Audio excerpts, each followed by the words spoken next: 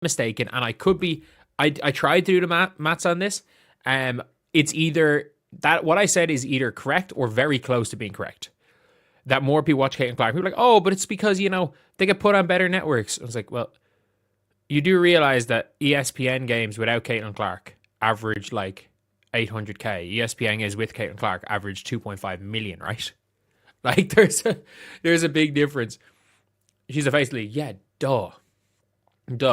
This is about what the networks wants. They don't care about this. The Indiana Fever once again lead the league in nationally televised games, a result that has generated significant pushback from fans of other franchises, but one that aligns directly with where viewership numbers actually stand. Behind the Fever, the Dallas Wings, led by back-to-back #1 overall picks, rank second, followed by the New York Liberty and the Las Vegas Aces. The core of the debate centers on whether championship pedigree or audience demand should drive broadcast scheduling decisions. From a purely business standpoint, the answer is clear. There's a big difference. She's basically, yeah, duh. This is about what the networks wants. They don't care about discourse. Think a team is better than the other. Who the champs are. They care about viewership. Yes, thank you. Some sense. I hate that it's popularity of talent skill. No effing way the Aces shouldn't have the most games televised. Dude, I mean this when I say this. The Aces play puke ball. Like, the Aces actually play some of the... If you're talking about, attractive brand of basketball, I didn't think the Fever played an attractive brand of basketball last year. You put on this, what seems like is going to be the free-flowing Liberty. Television network schedule based on what people watch, not on which team finished with the best record. The Aces, despite their recent championship success, simply do not draw the same audiences as the Fever. Last season, the Aces had 39 nationally televised games. Sure. They play somewhat attractive basketball. The fucking Valks did last year at times. I thought there were times where the Mercury played really attractive basketball last year. When Alyssa Thomas wasn't trying to ram people over and they were just gunning teams.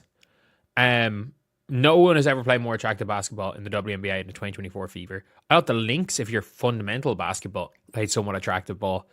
I think the Sparks played some really, really fun to watch basketball last season. Caitlin Clark appeared in 13.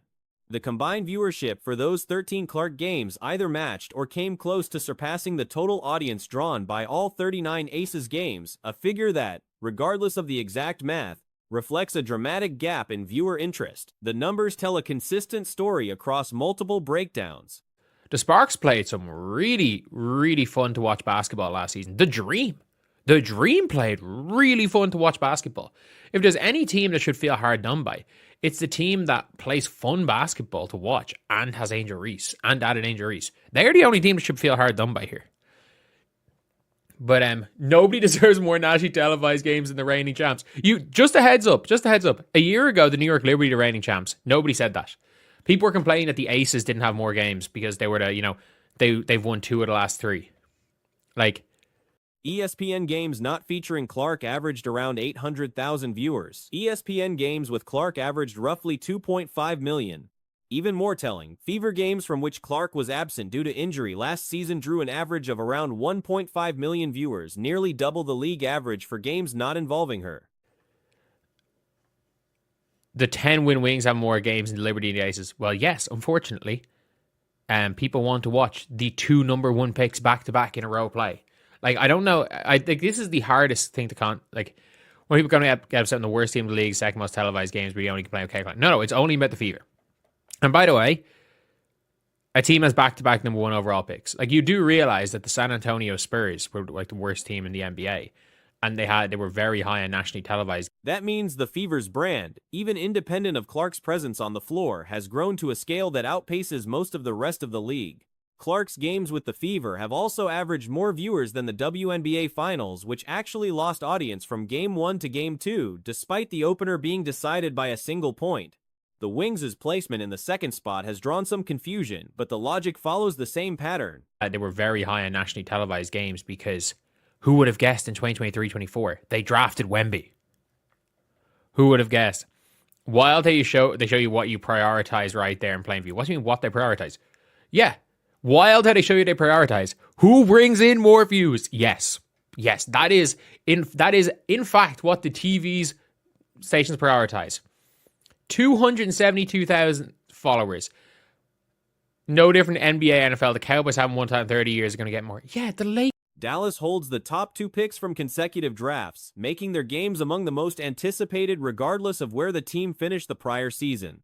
The parallel to the San Antonio Spurs in 2023-24, a franchise that ranked among the most televised in the NBA despite being one of the worst teams in the league, purely because they had drafted Victor Wembanyama, is a direct equivalent. Broadcast partners respond to anticipated interest, not past results. No different NBA, NFL. The Cowboys haven't won time in 30 years are going to get more. Yeah, the Lakers as well. They used their power to center. There's a Leah Boston. There's a Leah Boston.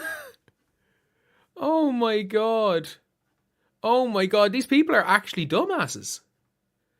Like, I used to pay $6 sitting lower level and was happy, but this is a different level of happiness. Okay. Wings, I better see some outrage last year when the Fever had all those national televised games and they made the playoffs the year prior. Again, no, the Wings. The Atlanta Dream have been cited as one team that might have a legitimate case for more visibility. They play an entertaining brand of basketball and added a high-profile player in Angel Reese, yet their television allocation did not reflect that. The Liberty, as reigning champions the previous year, faced similar complaints from their fan base when the schedule did not prioritize them over lower-ranked teams, which suggests the issue is structural and not targeted at any one franchise. Again, no, the Wings deserve to have nationally televised games. Why? Because they have back-to-back number 1 overall picks.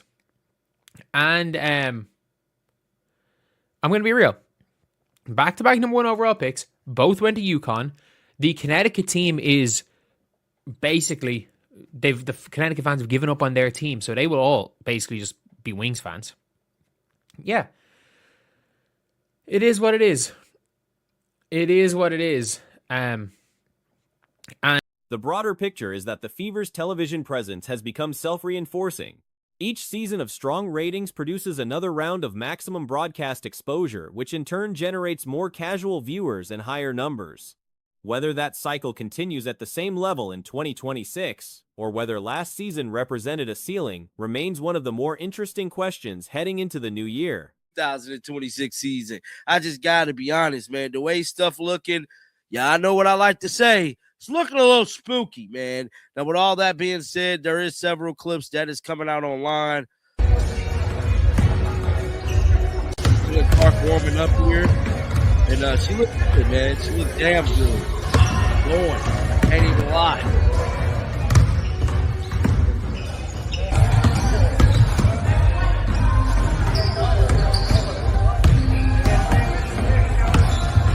I don't know what type of offense they're running. Cheryl Miller made an appearance at Indiana Fever training camp, drawing significant attention from fans who have long viewed her as an ideal coaching presence for the franchise. Miller was visibly involved on the floor, appearing to assist head coach Stephanie White during practice sessions. Early footage from camp showed the team looking sharp, with Caitlin Clark in particular drawing strong reviews from observers who caught the clip circulating online. I don't know what type of offense they're running. It looks like they just going around right now.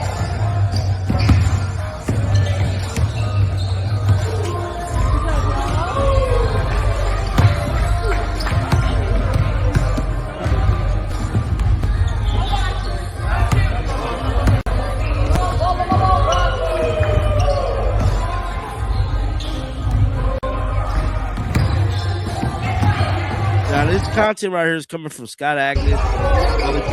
In separate news, the Indiana Fever lead the entire league with 44 nationally televised games this season, more than any other team, with all of their games scheduled to air on major networks. For a franchise that has become one of the most watched in women's basketball, the broadcast footprint reflects just how much commercial interest has followed the team over the past 2 seasons. On the coaching side, assistant coach Ronna Reinhardt spoke to media about the defensive identity Indiana is aiming to build heading into the year. Now, this content right here is coming from Scott Agnes. Another clip from Cheryl Miller. Brayson, Sophie Cunningham. Definitely, I look like she might be leaving now.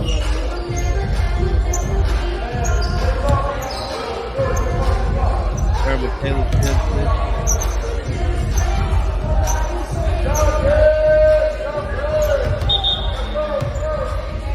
I I think this is so dope that she came to practice today. Now, Chloe Peterson posted some stuff too. I think she let us know. The emphasis from the jump is on disruption, being aggressive, getting up into ball handlers, and forcing the pace. Rhian Hart acknowledged that referees may call fouls early in the process, but the philosophy is to start at maximum intensity and dial back from there rather than trying to turn it up mid-season. The goal is to make opponents uncomfortable from the first possession. Came to practice today. Now, Chloe Peterson posted some stuff too. I think she let us know why Cheryl Miller is there. Let's see here. We can head on over to Chloe Peterson. Look, see what she pulled up. So practice has been underway for about an hour now.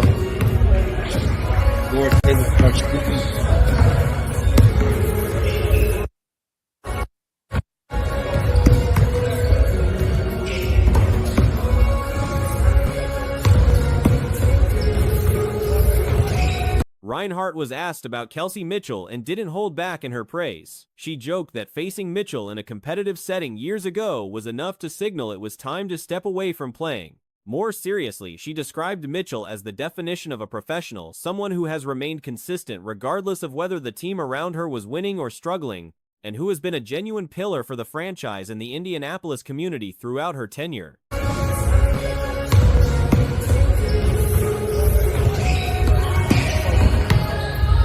Italy looked really good.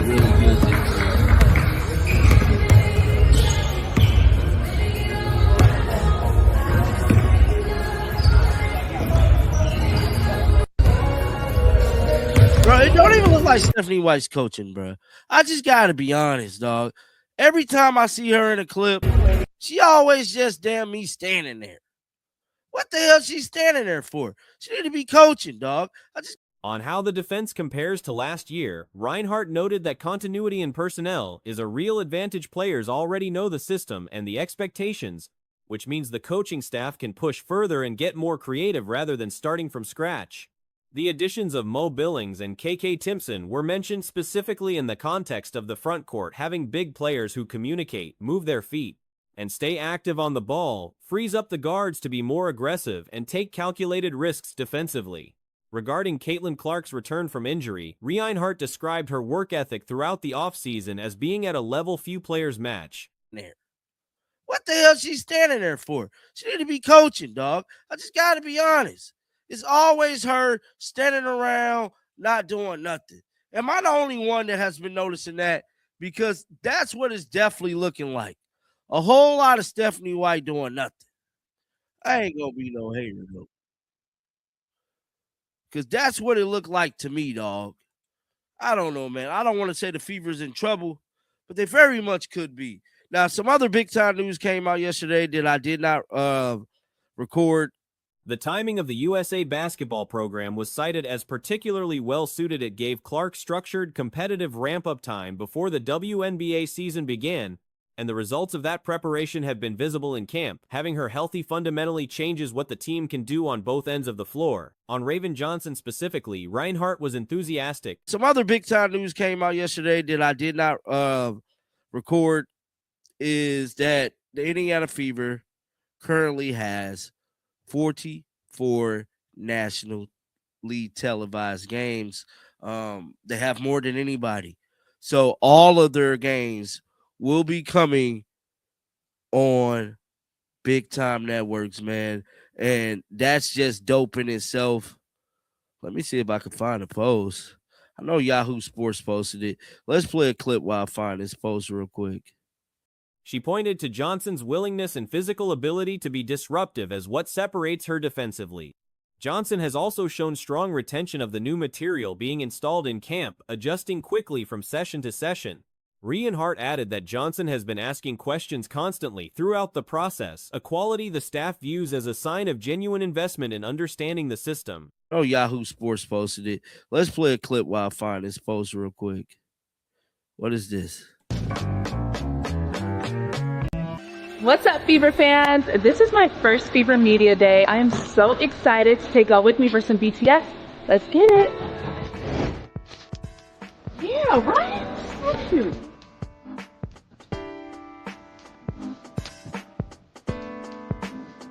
So we're at the photo station. My favorite station. We're about to take some photos. The coaching staff's approach to preseason games reflects a balance between getting game speed repetitions on what's already been installed and evaluating which lineup combinations create the best fit. Teams won't be showing their full hand. The preseason is more about internal discovery than external signaling. The continuity of the coaching staff going into a second full year together was also highlighted as a structural advantage, with the group having enough shared history to plan and prepare with fewer communication gaps.